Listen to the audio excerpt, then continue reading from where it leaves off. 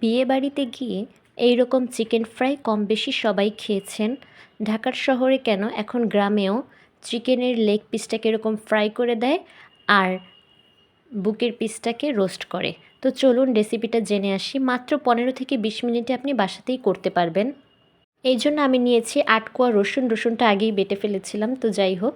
এরপরে 2টো এলাচ, একটু জয়ফল, একটু জয়িত্রী আর আদা এতটুকু নিব যে বাটলে আধা চা চামচ পরিমাণ হয়। এরপরে সব মশলাগুলো একসাথে বেটে নিব। এটা করতে কিন্তু যেরকম সময় কম লাগে, খেতেও বেশ ভালো লাগে।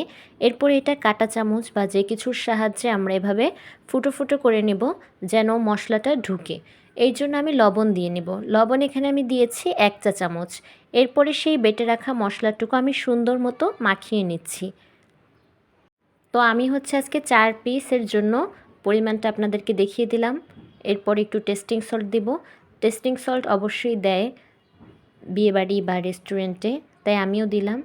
আর এখানে এই যে মরিচের গুঁড়োটা অ্যাড করছি, এটাই কিন্তু ঝালের জন্য আপনার এখানে কম বা বেশি করে নিতে পারেন। এছাড়া কিন্তু আর কোনো ঝাল এটাতে দেওয়া হয় না।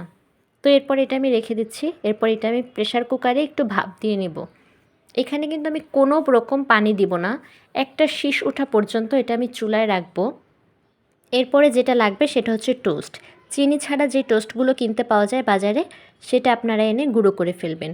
এখন আমি সেই প্রেসার কুকারটা খুলে দেখি কী অবস্থা। আমি কিন্তু কোনো পানি ইউজ করি নাই, তারপরেও কিন্তু এই পরিমাণে পানি ছেড়েছে। তো এই কারণে কিন্তু কোনো পানি ইউজ করা যাবে না। এরপরে একটা ডিম ফেটে নিব। সেই ডিমের সাথে এটা সুন্দর করে মাখিয়ে টোস্টের গুঁড়াটা উপরে দিয়ে দিব। আমি যেই পরিমাণে টোস্ট গুঁড়া করেছিলাম সেটা দিয়ে 2টা হবে। আমি ওই পরিমাণে আবারও টোস্ট গুঁড়া করে নিচ্ছি। এরকম করে আমি একটা একটা করে সবগুলো করে নিচ্ছি।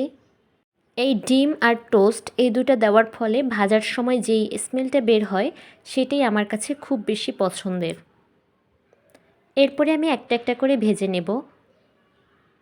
তো একেবারে চুলার জাল কমানোর দরকার নেই, কারণ হচ্ছে এটা কিন্তু মোটামুটি সিদ্ধই।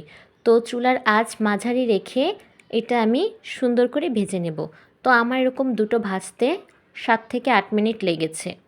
তো আপনারাই বলেন পুরো চিকেন ফ্রাইটা করতে আমার সর্বোচ্চ কত মিনিট লেগেছে। পুরো চিকেন ফ্রাইয়ের সব কিছু প্রসেস সহ করতে আমার 15 মিনিট লেগেছে, মাত্র 15 থেকে 20 মিনিটের মধ্যেই। আর মেরিনেট করে রেখেছিলাম 1 ঘন্টা, সেটা আলাদা কথা।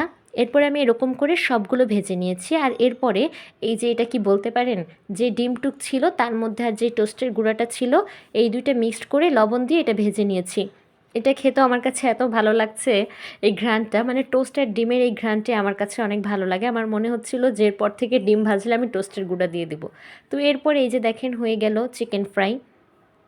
এরপরে আজকের মেনুতে ছিল ভেজিটেবলের রেসিপি আমি আগেও দিয়েছি। আর এই আজকের ভেজিটেবলের বিশেষত্ব হচ্ছে যে এই ভেজিটেবলে আমি একটা নামানোর সময় একটা ডিম দিয়ে দিয়েছি। এতে ভেজিটেবলের স্বাদ আরও বেড়ে যায়। আপনারা বাসায় এটা ট্রাই করতে পারেন। তো খেতে কিন্তু বেশ ভালোই হয়েছে। অবশ্যই বাসায় আপনারা ট্রাই করবেন, মেহমানদেরকে খাওয়াবেন। আজ এ পর্যন্তই। যারা আমার চ্যানেলে নতুন, চ্যানেলটি সাবস্ক্রাইব করে দিতে ভুলবেন না কিন্তু। ধন্যবাদ সবাইকে। দেখা হবে পরবর্তী কোনো ভিডিওতে।